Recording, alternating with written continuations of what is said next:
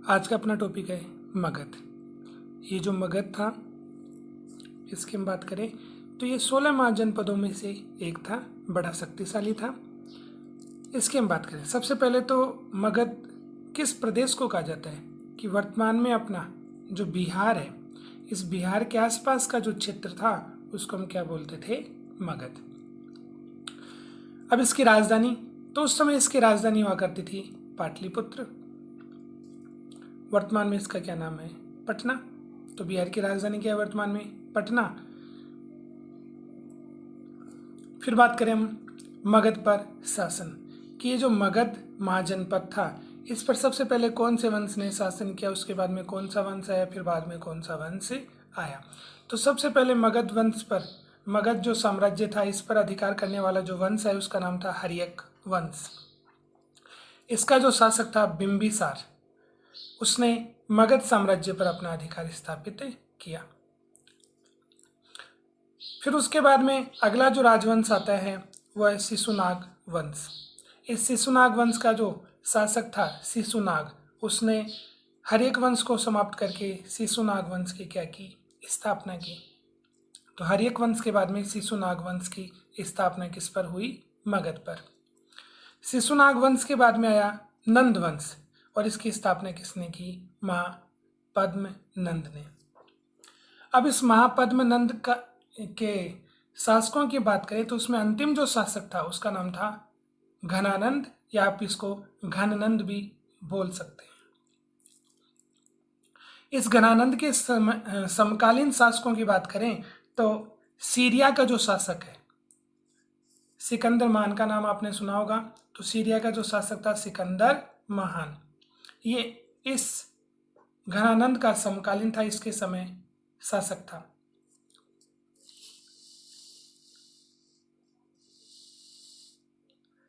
अब हुआ क्या, ये जो घनानंद था इसने क्या किया, एक बार एक सभा का आयोजन किया। अपने आसपास के जो राज्य थे उन राज्यों से इसने ब्राह्मणों को बुलवाया एक समारोह में। तो इसका जो सेनापति था घनानंद का, उस सेनापति का मित्र था कौन, चाणक्य। तो उसने चाणक्य को भी इस समारोह में बुलवा लिया। अब जब राजा के आने से पहले जो ब्राह्मण लोग उस समारोह में बैठे थे और जैसे ही राजा अपने सिंहासन पर आरूढ़ होते हैं, बैठते हैं, तो सबसे पहले यहाँ पर चाणक्य बैठे थे। तो चाणक्य पर उनकी नज़र पड़ी और नज़र पड़ने के बाद में चाणक्य के रूप को देख करके उन्हें क्या आ गया, क्रोध आ गया। कि चाणक्य के बारे में कहा जाता है कि थोड़ा उनका रंग काला था और इस कारण जो शासक था वो बड़ा ही सुंदर था। तो उन्होंने गुस्से में चाणक्य को चांडाल कहा। और चाणक्य जो थे वो ब्राह्मण थे, ब्राह्मण को चांडाल शब्द से अगर कोई संबोधित करेगा तो उन्हें गुस्सा आएगा। तो चाणक्य इस सभा में खड़े हो जाते हैं और अपनी शिखा बोलते हैं चोटी को। तो चाणक्य ने अपनी शिखा को खोलते हुए, अपनी चोटी को खोलते हुए कहा कि जब तक मैं तेरा और तेरे वंश का समूल क्या नहीं कर दूं, विनाश नहीं कर दूं, तुम्हारे साम्राज्य को समाप्त नहीं कर दूं, तब तक मैं अपनी जो शिखा है उस शिखा को बांधूंगा नहीं, उसके गांठ नहीं लगाऊंगा। तो चाणक्य के बारे में हमने पढ़ा था, तक्षशिला में इन्होंने शिक्षा प्राप्त की है और वहाँ पर आचार्य के पद के रूप में इन्होंने कार्य किया है। फिर चाणक्य वहाँ से चले और घूमते घूमते उन्होंने अपने सपने को पूरा करने का प्रयास किया कि किस प्रकार से मैं इस शासक को हरा करके इसके वंश को समाप्त करूं। तो उन्हें एक ऐसे व्यक्ति की तलाश थी जो उसके कार्य को कर सके। तो उन्हें चंद्रगुप्त मौर्य मिला। तो बचपन में उन्हें चंद्रगुप्त मौर्य मिला। तो चंद्रगुप्त मौर्य बचपन में एक खेल खेल रहे थे जिसका नाम था राजकीलम। तो ये जो राजकीलम खेल था उसको देख करके उन्होंने, किसने, चाणक्य ने चंद्रगुप्त मौर्य की प्रतिभा को देख लिया कि इस बालक में सम्राट बनने के गुण हैं। और चंद्रगुप्त मौर्य जो थे वो उस समय निम्न जाति के माने जाते हैं और ऐसा माना जाता है कि वो किसी के अधिकार क्षेत्र में थे। तो चाणक्य ने 1000 कासार्पण, कासार्पण उस समय में प्रचलित मुद्रा को कहा जाता था। तो 1000 कासार्पण दे करके उस चंद्रगुप्त मौर्य को खरीद लिया और अपने साथ ले गए। और साथ कहाँ लेकर गए? तक्षशिला लेकर के गए और उसे अच्छी शिक्षा दी। शस्त्र शास्त्र दोनों की शिक्षा किसने प्रदान की? चाणक्य ने। और बाद में जाकर के जब चंद्रगुप्त मौर्य बड़ा हुआ तो चाणक्य और चंद्रगुप्त मौर्य ने अपनी सेना का विस्तार करते हुए किस पर आक्रमण किया? जो नंद वंश का अंतिम शासक था, कौन? घनानंद। ठीक है, इस पर आक्रमण किया। इसकी उस युद्ध में मौत हो गई और ये जो साम्राज्य था, नंद वंश था, वो क्या हो गया? समाप्त हो गया। अब हम बात करते हैं कि आखिर मौर्य वंश की स्थापना के मुख्य कारण क्या थे, कि मौर्य वंश की स्थापना मगध पर कैसे हुई, किस कारण से हुई। तो सबसे पहले बात करें घनानंद का विलासी जीवन। कहने का मतलब घनानंद जो था वो एक अच्छा राजा नहीं माना जाता है, वो भोग विलास में डूबा रहता था। दूसरा, जनता पर अत्यधिक इसने क्या लगा रखे थे? कर लगा रखे थे। तो कर का भार जनता पर ज़्यादा होने के कारण जनता किसे पसंद नहीं करती थी? घनानंद को। और ये जनता चाहती थी कि कैसे भी इसके साम्राज्य का अंत हो, कोई नया राजा आए, वो इसको हरा करके हमें इसके कष्टों से क्या करे? मुक्त करे। और उस समय सिकंदर के आक्रमण का डर था कि सिकंदर भारत पर आक्रमण करने की सोच रहा था और जनता को डर था कि कहीं सिकंदर के अधिकार में हम नहीं चले जाएं तो हमारी कोई रक्षा करे। तो ये मुख्य कारण माने जाते हैं जिसके कारण किसको मौका मिला? चाणक्य और चंद्रगुप्त को मौका मिला और उन्होंने नंदवंश का क्या कर दिया?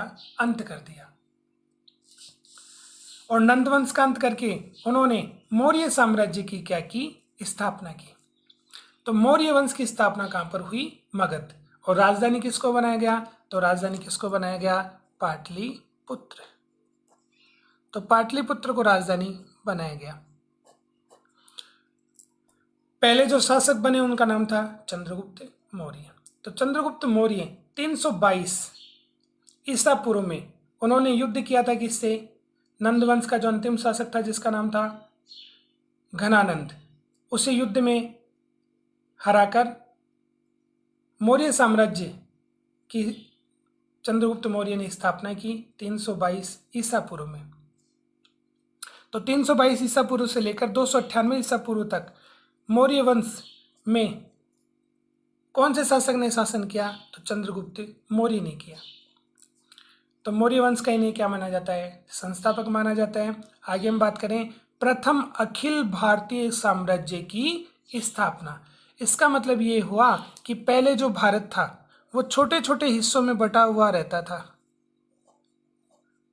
ठीक है, अब चंद्रगुप्त मौर्य जो था उसने क्या किया? इन क्षेत्रों को जीत करके भारत का जो क्षेत्र था वो काफी क्या कर दिया? इन्होंने बड़ा कर दिया। इन हिस्सों को आपस में इन्होंने क्या कर दिया?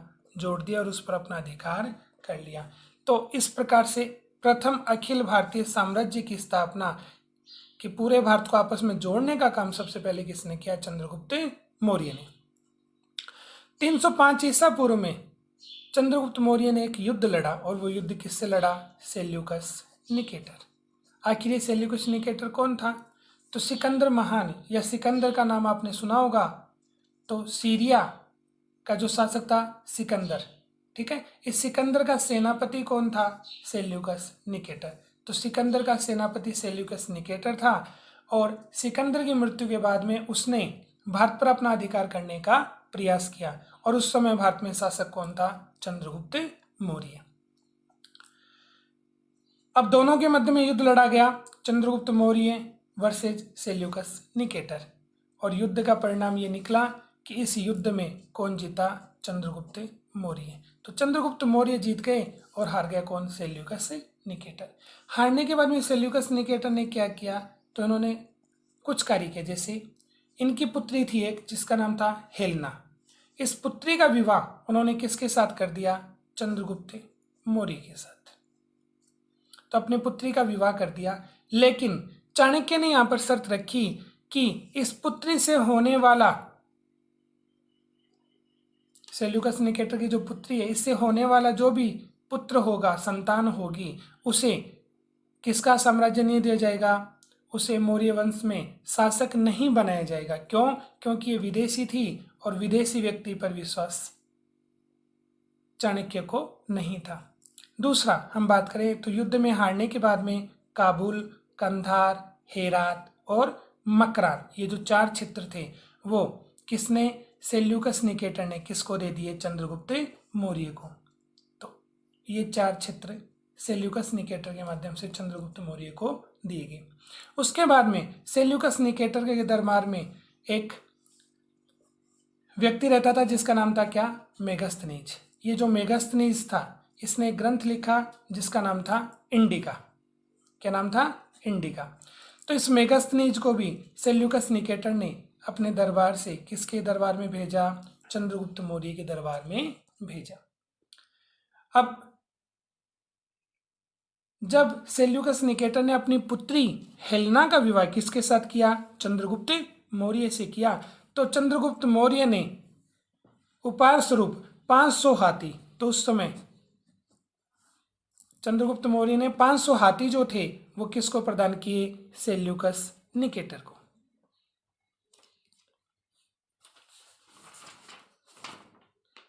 फिर आगे हम बात करें कि चंद्रगुप्त मौर्य जो थे उनकी दक्षिण विजय का हमें क्या पता लगता है। तो चंद्रगुप्त मौर्य जो थे उनके दक्षिण विजय का उल्लेख हमें कौन से ग्रंथों में देखने को मिलता है, तो 2 ग्रंथ थे, अहना नूरू और मूर्ना नूरू। ये तमिल भाषा में लिखे हुए 2 ग्रंथ थे और इन दोनों ग्रंथों के आधार पर हमें पता लगता है कि चंद्रगुप्त मौर्य ने दक्षिणी प्रदेशों पर भी अपना अधिकार कर लिया था।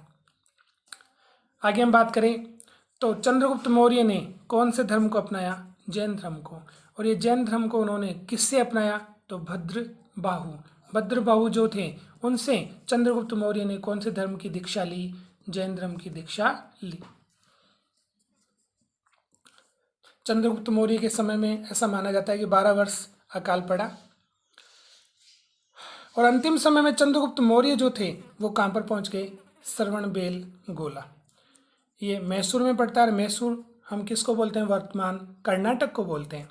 तो श्रवणबेलगोला में कौन पहुंच गए, तो पहुंच गए चंद्रगुप्त मौर्य। और वहां पर पहुंचने के बाद में चंद्रगिरी पहाड़ी पर इन्होंने क्या किया, संलेखना और संथारा विधि से अपना जो शरीर था उसको त्याग दिया। तो देह त्याग कर दिया इन्होंने, संलेखना और संथारा विधि। ये क्या होती है, जैन धर्म में इसमें क्या होता है कि अंतिम समय में व्यक्ति क्या करता है, खाना और पीना छोड़ देता है। तो न तो वो खाएगा और न कोई चीज़ पिएगा, चाहे पानी हो या और कुछ हो। तो ऐसी स्थिति में उस व्यक्ति की धीरे धीरे क्या हो जाती है, मौत हो जाती है। तो वैसे ही अंतिम समय में संलेखना और संथारा विधि से इन्होंने अपनी देह का क्या कर दिया, त्याग कर दिया। इनकी मृत्यु के बाद में अगला जो शासक बना मौर्य वंश का वो बना बिंदुसार। 298 ईसा पूर्व से लेकर 273 ईसा पूर्व तक इन्होंने शासन किया। इनको अमित्रोचेट्स भी कहा जाता है। अमित्रोचेट्स का मतलब होता है शत्रु विनाशक, कि शत्रुओं का विनाश करने वाले ये थे, इसलिए इनको अमित्रोचेट्स कहा जाता है। फिर हम बात करें भद्रसार, इनको भद्रसार भी कहा जाता है। तो वायुपुराण जो है, इस वायुपुराण में बिंदुसार को किस नाम से संबोधित किया है, भद्रसार। जैन जो ग्रंथ है उसमें बिंदुसार को किस नाम से संबोधित किया है, सिंहसेन। अब बिंदुसार के समय में क्या हुआ, तक्षशिला जो है, ये तक्षशिला वर्तमान में कहाँ पर है, ये वर्तमान पाकिस्तान के पेशावर में है। ठीक है, पहले भारत में था पाकिस्तान वाला जो हिस्सा, अब पाकिस्तान में अलग होने के कारण ये जो हिस्सा है पाकिस्तान में चला गया। तो ये जो तक्षशिला है वहाँ पर 2 विद्रोह हुए और उस विद्रोह का दमन करने के लिए बिंदुसार ने सबसे पहले किसको भेजा, अशोक को। अशोक के बारे में कोई सूचना नहीं मिली कि अशोक ने वहाँ पर विद्रोह का दमन किया या नहीं किया। कोई सूचना नहीं मिलने के कारण आगे जाकर के इस विद्रोह का दमन करने के लिए किसको भेजा गया, सुसीम को भेजा गया।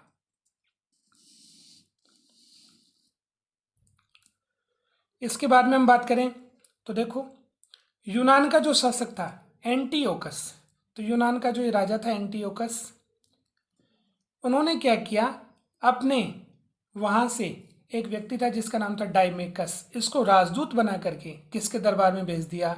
बिंदुसार के दरबार में भेज दिया। अब ये जो एंटियोकस था, इससे बिंदुसार ने 3 चीजें मांगी। कौन कौन सी? एक मदिरा, जिसको हम शराब बोलते हैं, दूसरा सूखे अंजीर और तीसरा दार्शनिक। तो एंटियोकस ने बिंदुसार को मदिरा भेज दी, सूखे अंजीर भी भेज दिए, लेकिन दार्शनिक देने से मना कर दिया कि हम दार्शनिकों का क्या नहीं करते हैं? व्यापार नहीं करते हैं।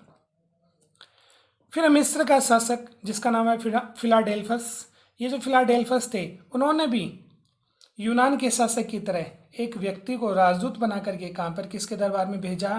तो बिंदुसार के दरबार में भेजा, और उसका क्या नाम था? डियानीसियस।